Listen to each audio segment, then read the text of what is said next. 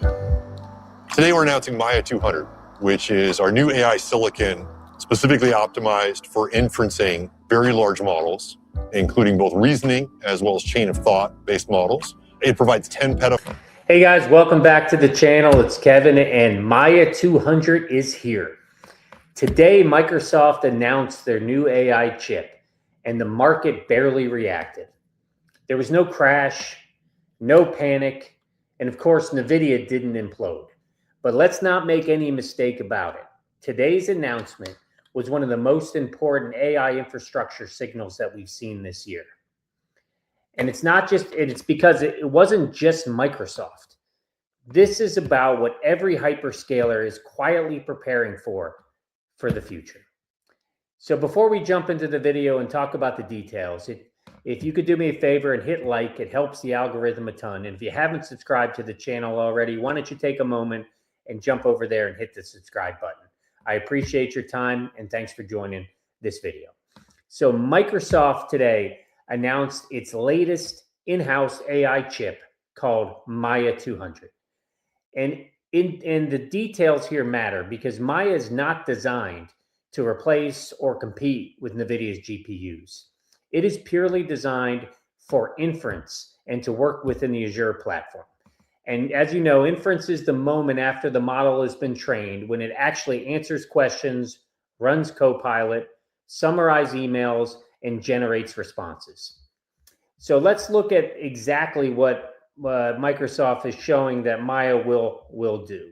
So if you look on your picture today, Maia will handle very specific high volume workloads inside Azure, such as running ChatGPT responses, powering Copilot across Office, Windows, and Teams, generating embeddings for search and recommendations, and handling repetitive AI queries at a massive scale. These tasks don't need cutting-edge GPUs.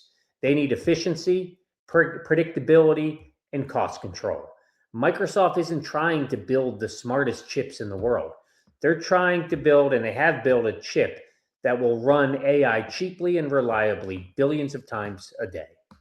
And here's why this matters for Microsoft and for the other hyperscalers. Inference has quietly become the most expensive part of AI.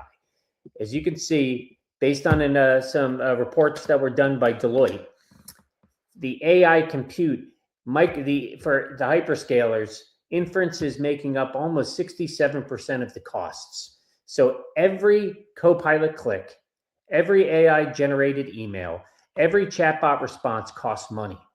And for a company like Microsoft, at their scale, even tiny efficiency gains translates into significant dollarized savings. So clearly, Maia gives Microsoft three things: predictable AI costs, control over optimization, and less dependency on GPU supply and pricing cycles. This isn't a performance flex for Microsoft. It is a clear margin protection move. So how did the market react overall? Let's take a look and jump at how the NASDAQ reacted. You could see NASDAQ was up today overall, and we had some strong performance across our Mag 7 companies. Microsoft was up just about a 1%. They had $4.33 on the day. They're actually performing in the after hours really strongly as well. But Nvidia dipped slightly. AMD didn't rally. Was it based on this news, or was it based on some of the other announcements around Samsung and some of the issues that Nvidia is facing in China? But the market didn't panic. And that's important because the market didn't see this announcement as a surprise. This is a confirmation of a trend.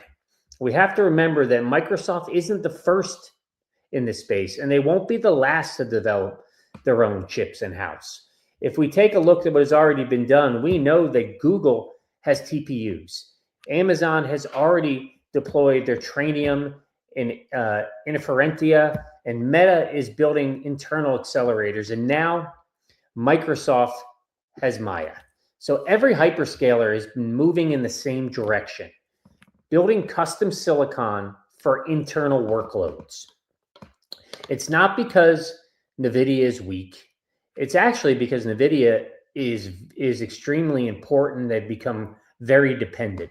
And when AI becomes the largest single expense line on your income statement, You get worried when you outsource your future to an outside company. So this is not the end of Nvidia in any way. Nvidia, in fact, still dominates. They still dominate in three areas, which are incredibly important to the hyperscalers. One is they dominate training large AI models.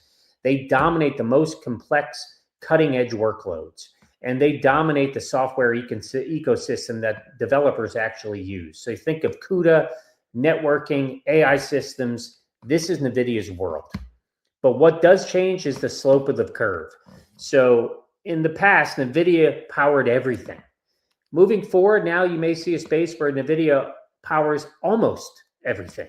The difference won't show up overnight in revenue, but it does show up in valuation over time.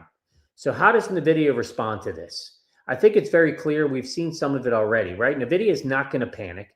They're not going to worry about cutting prices. They have a huge backlog of demand, and they're certainly not going to engage in a fight with the hyperscalers on inference economies.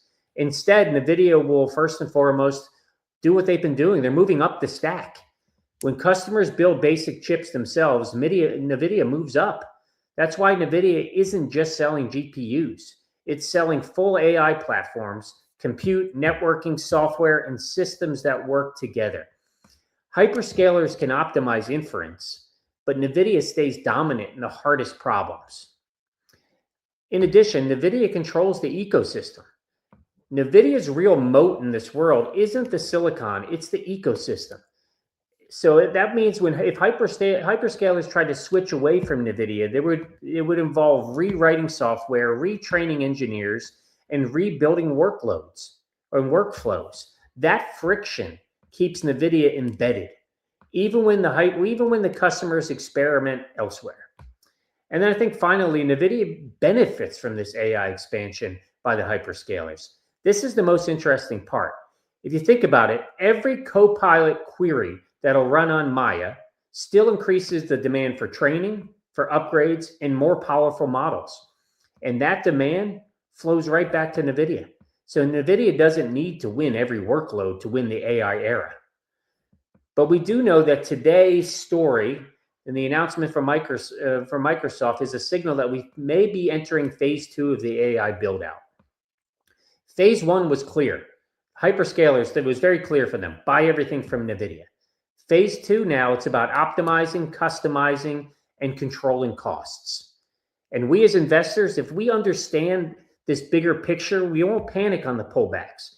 We know that NVIDIA is still winning the AI era, and they'll still dominate, but they will win moving forward in a more strategic, layered way. So guys, that's my thoughts today. If you liked the video, give a like and subscribe.